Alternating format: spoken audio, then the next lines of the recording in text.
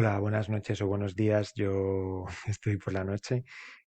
Os mando este vídeo y nada, como siempre os digo, pues tomad apuntes, sacad algún tipo de libreta y leed primero las preguntas, que creo que os va a ayudar bastante a la hora de responderlas. ¿De acuerdo? Seguimos con Al-Ándalus, la España musulmana, y esta es la parte un poco más de cultura y de arte. ¿De acuerdo? Ya hemos hablado un poco de los periodos la semana pasada, el califato, el emirato, los taifas, los almohades, los almorávides. Pues ahora vamos a hablar de la cultura. Bueno, lo primero que os quería decir es que hay muchos estereotipos o muchas visiones un poco forzadas sobre la presencia de los musulmanes en España. Es fundamental para España como país, es algo que hace que España sea diferente esta presencia, porque ningún país en Europa ha tenido una presencia árabe tan prolongada y tan importante como la nuestra. Sin embargo, muchas veces en la historia de España, pues se ha visto a los árabes como invasores. Al contrario que los romanos o los visigodos, que nunca se les ha visto como invasores, a los musulmanes sí que se les ha visto como una especie de cultura ajena que luego se marchó sin dejar rastro. Yo creo que es mentira. Yo personalmente, yo creo que los árabes los musulmanes dejaron durante toda la presencia en España muchísimas cosas y creo que muchas de las cosas que dejaron todavía están entre nosotros. Pero bueno, vamos a seguir hablando un poco de este tema, ¿no? Y viendo un poco qué pasó en aquella época. Esta es una imagen muy famosa, ¿no? Es la Alhambra de Granada y este es Boabdil, el último rey de Granada, que se está rindiendo ante los reyes católicos, Isabel y Fernando. Es una celebración, es una fecha histórica que todavía hoy se celebra en Granada. Bueno, el mundo árabe pues siempre ha estado teñido de esta visión un poco fantástica, exótica, ¿no? Veis aquí, por ejemplo, una odalisca que vivía en un harem. Creo que sabéis lo que es un harem, la idea de que los musulmanes tienen muchas mujeres y los hombres ricos tienen un harem con muchísimas mujeres, como tenía Mahoma.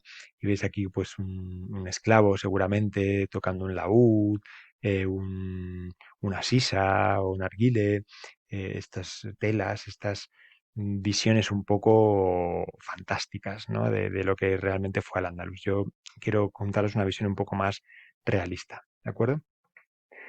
Para empezar, vamos a empezar con la sociedad árabe, la sociedad islámica en Al-Ándalus.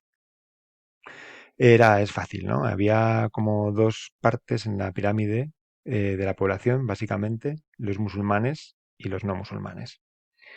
Dentro de los musulmanes, los que estaban arriba del todo, pues eran los árabes, claro. Los árabes eran los que habían conquistado Hispania y los que habían traído el ejército y los que venían desde Arabia. Así que, claro, ellos eran los emires, los califas, todos los gobernantes, eran siempre de origen árabe.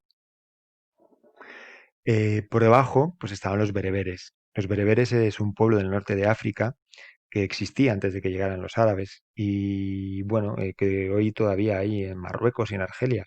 A lo mejor alguno de nuestros compañeros que está viendo el vídeo, pues es de origen berebere, porque en la zona del Rif hay muchísimos bereberes y creo que hay muchos estudiantes que sus familias vienen de esa zona. Así que, bueno, es una tribu, es un pueblo muy antiguo que lleva viviendo en Marruecos y en Argelia, en esta región, muchísimos siglos, y que los árabes cuando llegaron a esa zona, pues les dijeron, venga, vamos para Hispania y nos ayudáis con el ejército. A veces había un poco de conflicto porque los árabes siempre se reservaban las mejores puestos y las mejores tierras y los bereberes pues a veces se enfadaban un poco porque les trataban los árabes como ciudadanos de segunda y ellos no lo entendían porque eran también musulmanes. Un poco por debajo pues estaban los muladíes. Los muladíes eran cristianos que se habían convertido al Islam. Cuando llegaron los árabes, los árabes islámicos, musulmanes, no obligaron a la gente a convertirse al Islam. Tú podías tener tu religión. Eso sí, tenías que pagar más impuestos. Entonces, muchos cristianos pues decidieron convertirse al Islam porque era mejor para ellos o porque pensaban que Alá era el único Dios. Entonces, pues estos fueron los muladíes, ¿no? Pero, como os digo, existían también otras religiones y no estaban obligados a convertirse. Podían tener sus ritos sin ningún problema. Entre las religiones más importantes, claro, estaban los judíos, que tenían una buena relación, yo creo, más o menos, con los poderosos, y los llamados mozárabes, que eran en realidad cristianos. Estos cristianos, pues enseguida empezaron a tener bastantes problemas con los árabes porque hacían a veces mucho alarde de sus creencias y se sentían muy perseguidos y hubo incluso algunas matanzas. De hecho, muchos mozárabes fueron poco a poco yéndose al norte de España, donde estaban los cristianos, eh, aunque los cristianos del norte se sorprendían mucho cuando llegaban, ¿no? Porque de repente eran como, habían vivido tantos años, toda su vida en Al-Ándalus, que hablaban árabe, vestían como los árabes y tenían costumbres árabes. Entonces los cristianos decían, bueno, eres cristiano, pero eres bastante raro.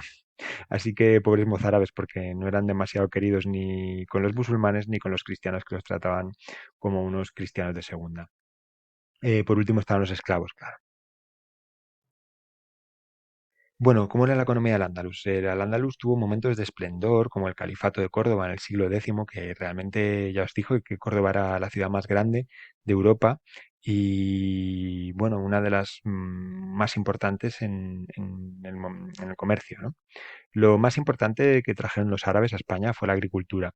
Trajeron nuevas técnicas de cultivo como el regadío, las acequias. Acequia es una palabra árabe, no sé si conocéis este tipo de canales con el que riegas, pues se llamaban acequias. Y bueno, eso permitió extender mucho las zonas de cultivo en la zona del Guadalquivir o en el sur de España, ¿no? También trajo nuevos cultivos como el arroz, la naranja, la morera, el cáñamo, ¿no? Imaginaos España sin naranjas, es impensable. Pues los que trajeron las naranjas fueron los árabes, claro. Eh, por otra parte, luego también tenían comercio, importaban esclavos, materias primas, oro y plata, y en Al-Ándalus se hacían muchas manufacturas muy buenas. Os he traído, por ejemplo, este tipo se llaman botes, bueno, es un bote en realidad, sí, donde se guardaban diferentes cosas ricas, no cosas ricas de comer, sino joyas u oro. Y esto es de marfil, ves aquí las letras en árabe y las decoraciones musulmanas. Esto era súper preciado en la época, incluso los cristianos lo tenían, porque en la España cristiana no había nada parecido. Si esto caía en sus manos, les parecía a los cristianos algo fantástico, maravilloso, súper rico. Porque como os he dicho, está hecho de marfil, que es un material muy raro que venía de África.